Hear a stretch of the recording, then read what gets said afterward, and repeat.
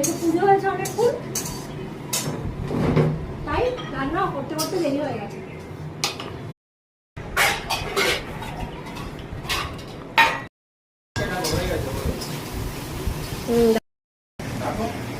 আজকে চাল মাখা মিক্সড ফ্রাইড রাইস। ই বাবা কইটুক দিচ্ছে না, মাথাগুলো চেপে চেপে হাঁটছে। মিক্সড ফ্রাইড রাইস আর স্বর্ণরও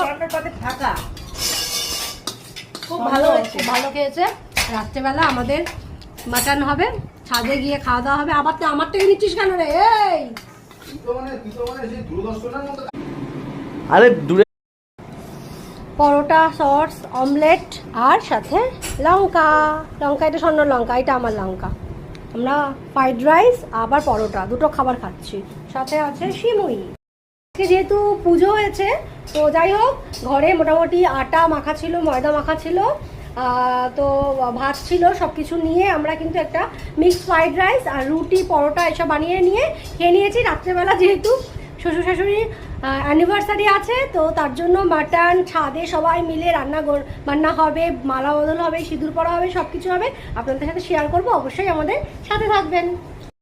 প্রসাদ দেব, এই যে প্রসাদ সব বাড়া হয়ে গেছে।